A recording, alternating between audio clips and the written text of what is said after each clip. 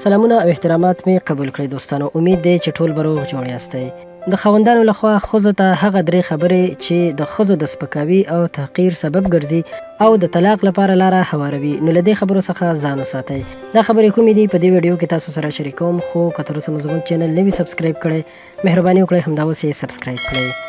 اول، تانه یعنې پیغور ورکول. ځینې وخت میړونه خپلو میرمنو ته د تانې یعنې پیغور په ډول خبرې کوي، یعنی ته تل د خپلو جامو غوښتنه کوې، یا ته ټول وخت د غاښونو کریم په خپل ځای نه ږدې، یا ته هر وخت هیروې چې کوم کار څه وخت ترسره کړي، یا ټول پوهیږي چې ته څه ډول یې او څوک یې.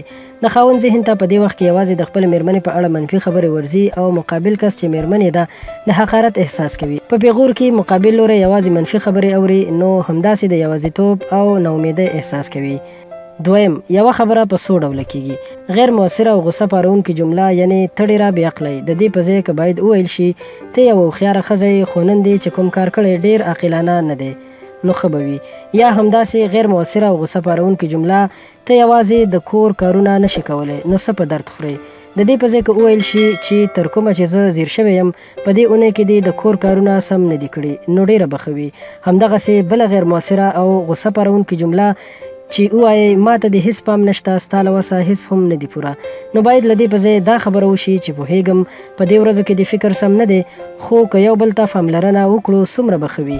دریم، د میرمنې احساساتو ته باید اهمیت ورکړل شي.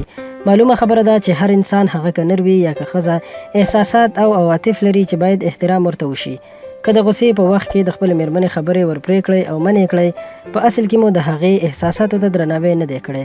په ارامۍ سره خبرې کول، د یو بل ستونزو ته په پوره دقت سره غوږ نیول او یو بل ته بښنه کول، دې ستونزو ته د حل تر ټولو غوره لاره ده.